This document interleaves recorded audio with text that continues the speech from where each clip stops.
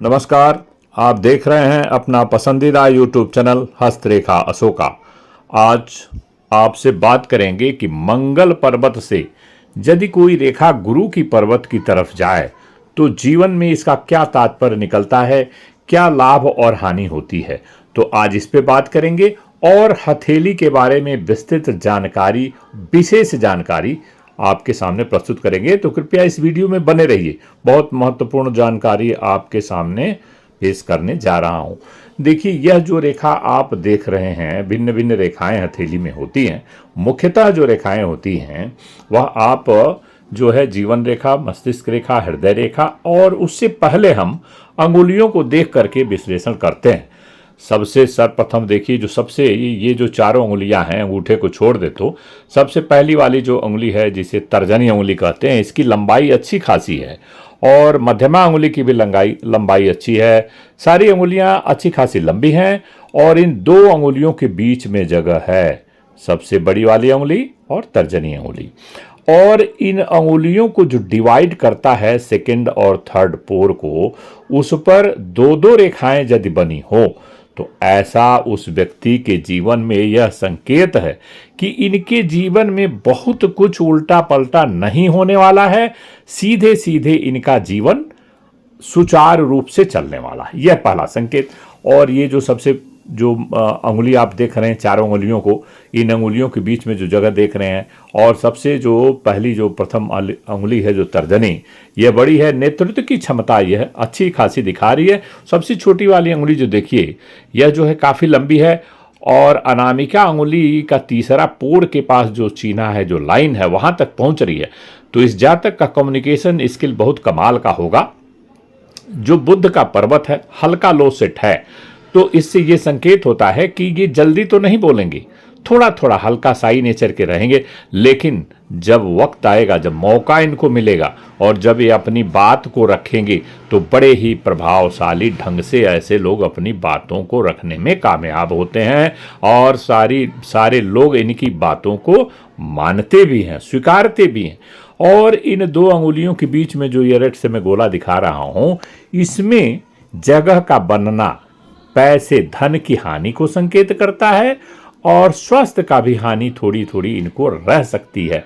तो प्रथम पोर पर नीचे जब उंगलियां शुरुआत होती हैं, हथेली से निकलती हैं, तो वहां पर पतली नहीं होनी चाहिए। वहां पर पतली यदि उंगलियां हुई तो समझ लीजिए कि आपका स्वास्थ्य उतना अच्छा नहीं रहेगा। अब देखिए, चलते हैं हृदय रेखा को। यह हृदय रेखा निकल करके शनि पर्वत से आगे जा करके और गुरु पर्वत के बीच में ठीक थोड़ा सा ऊंचाई पे हल्का सा ऊंचा उठ रही है और वहां पर दो और रेखाएं निकल रही। एक रेखा जो है आपकी चली जा रही है गुरु के पर्वत की तरफ, दूसरी रेखा सीधे शनि पर्वत की तरफ चली जा रही है। यह अपने स्वार्थ को ऊपर रखते हुए अपने कार्य को बहुत परिश्रम से करेंगे। परिश्रमी हैं परंतु स्वार्थी होंगे। सीधी रेखा शनि की तरफ चली जा रही है और ये पराक्रमी भी होंगे, क्योंकि यह जो रेखा है मंगल से होते हुए झुकाव लिए हुए और सीधे गुरु पर्वत की तरफ जा रही। तो पराक्रमी होंगे, बुद्धिमान होंगे, साहसी होंगे, तो बाकी सारा चीजें हासिल कर लेंगे। चलिए अब देखते हैं इनकी भाग्य की रेखा, किस्मत की रेखा। किस्मत की रेखा थोड़ा ऊपर से शुरू होकर के जो है, और वहां समझ लीजिए कि 35 साल की उम्र के बाद इनके जीवन में स्टेबिलिटी आना दिख रहा है और आगे जो है दो जगह जाकर इनकी भाग्य की रेखा कट रही है। तो भाग्य की रेखा में इनके स्टेबिलिटी आफ्टर 35 ईयर्स ही दिख रहा है और संघर्षशील जीवन रहेगा इनका। 35 से लेकर और 55 साल, 53 या 55 साल की उम्र तक परिश्रम में लगे रहेंगे और धन भी कमाएंगे। धन का आगमन इनकी हथेली में दिख रहा है। 35 से लेकर 55 साल की उम्र तक ये जो है व्यस्त रहेंगे धन कमाने में। उसके बाद इनका कार्यभार जो है एक रिटायरमेंट की तरह लाइफ जीवन दिख रहा है। अब देखिए, जो बुद्धि की रेखा है सीधे निकल करके यहां आकर के टूट रही है और सीधे चंद्र पर्वत की तरफ दूसरा वाला पोर्शन झुक जा रहा है।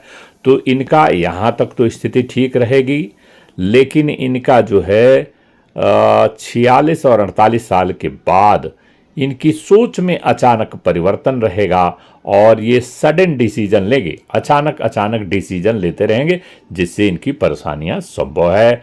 और जीवन रेखा जाकर के जो निकल रही, जीवन की जो रेखा जो एंड में जा रही है, वो विक्टर का साइन बना रही है।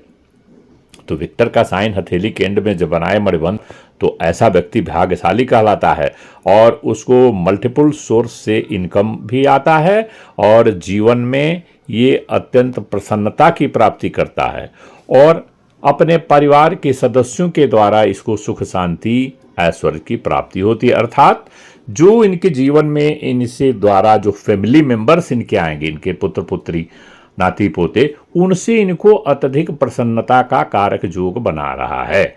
यह इनका जीवन में यह हिसाब किताब दिख रहा है। आप इस चीज को समझ लीजिए यूं कि इनका जो जीवन है वो भली भांति सुचारू रूप से चलने वाला है। बहुत ज़्यादा समस्याएं इनके जीवन में नहीं देख रही हैं। स्वास्थ्य भी इनका ठीक ठाक दिख रहा है और इनका जो स्वास्थ्य की जो रेखा है, जो जीवन की भी रेखा है, वह समझ लीजिए कि 55 से लेकर 60 साल के बीच में स्वास्थ्य की दिक्कतें रह सकती हैं, क्योंकि जो जीवन की रेखा है वो थोड़ी सी टेढ़ी मेढ़ी कटपिटी के साथ में बनी हुई दूसरी रेखाएं काट रही हैं। अर्थात कुल मिलाकर के अगर हम देखें तो जीवन में विशेष कोई समस्या नहीं है और परिश्रमिक हाथ है। मतलब अपने परिश्रम से, ज़्यादा ये भाग पर विश्वास करने वाले नहीं, अपने परिश्रम से, अपनी मेहनत से अपने जीवन में सब कुछ हासिल करने वाले हैं।